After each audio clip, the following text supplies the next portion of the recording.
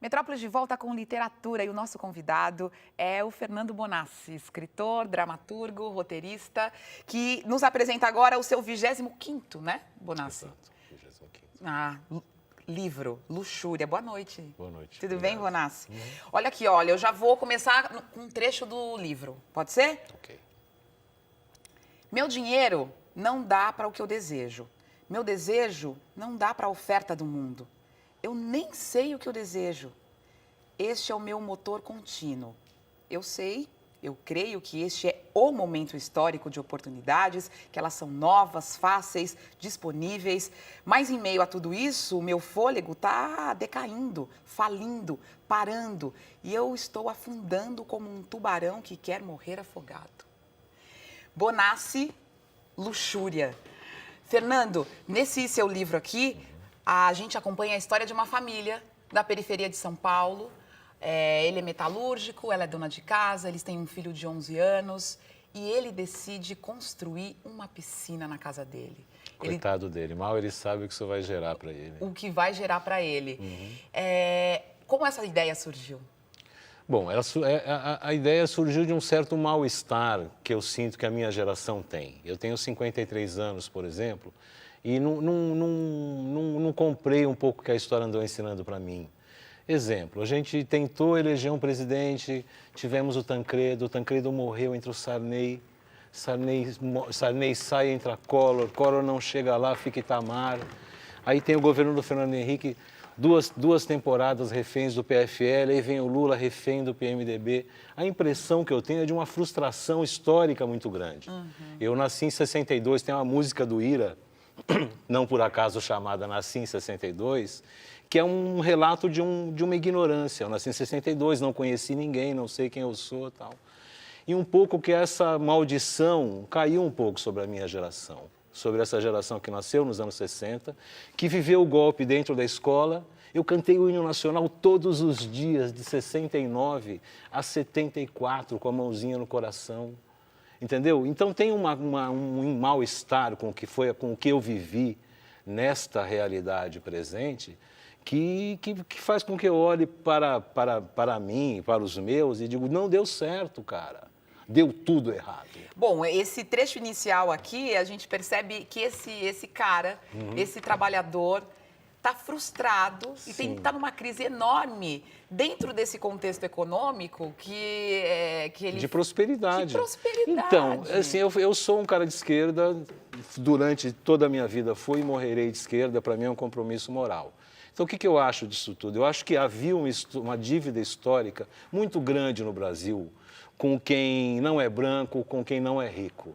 E com quem não é homem. Isso é uma dívida muito antiga, que todo mundo sabe. E que vem mal ou bem sendo paga, entendeu? Vem programas sociais os mais variados, e não só dos últimos 25 anos. Houve uma inclusão gigante de gente durante a ditadura na escola pública também. Então tem havido um movimento de as pessoas se assenhorarem disso.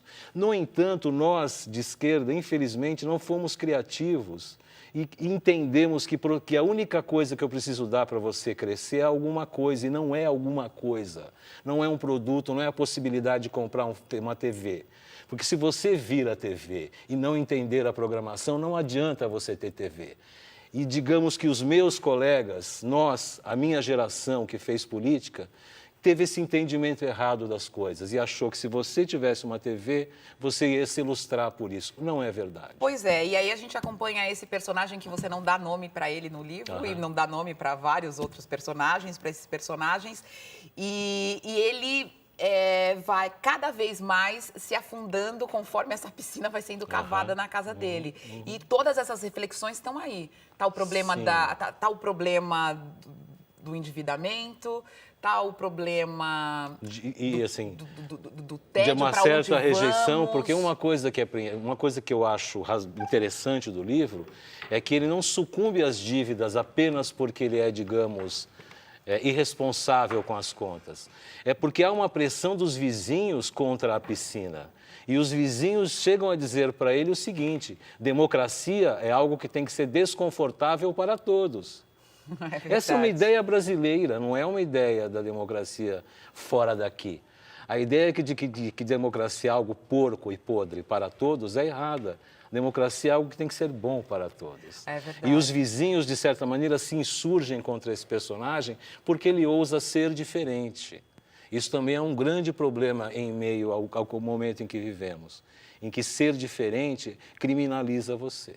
E você, como sempre na sua literatura, volta o seu foco para esse trabalhador que é metalúrgico, que você tem, a sua história está ligada a isso, você foi metalúrgico, a sua família é uma família de metalúrgicos, e nesse livro você mostra esse Brasil que a gente está vivendo agora, uma crise existencial do trabalhador brasileiro. Sim, porque trabalhar era ruim. Trabalhar não é bom. Trabalhar é bom para quem não trabalha, para quem vive de renda. O Lula disse isso naquele documentário do João Moreira Salles, só quem não trabalhou numa linha de produção pode falar bem de trabalhar numa linha de produção. Não é bom, é ruim. É ruim ficar 12 horas em pé, é ruim ficar levando cavaco na cara e mexendo em óleo. Sim, é ruim. É muito ruim. E isto aqui no Brasil é extremamente desvalorizado, ainda é extremamente desvalorizado. E a gente eu como leitora, ficava muito apreensiva, porque, primeiro, tem essa descrição dessa rotina dele, que é totalmente exaustiva. É difícil, ele entra no carro, pega um carro financiado e pega um trânsito gigante, fica dentro daquela fábrica com uma hierarquia militar, volta para casa, tem uma mulher totalmente deprimida, que também é pressionada, uma mulher dentro desse esquema pressionado. Sim. Bonassi, o Brasil tem jeito? Você não, eu acho importante, sim. Não tem jeito, não. A gente está à beira da guerra civil. Não tem a menor dúvida. Não tem solução. Chega de ter esperança, entendeu? Acabou. Estamos num momento em que não há esperança possível.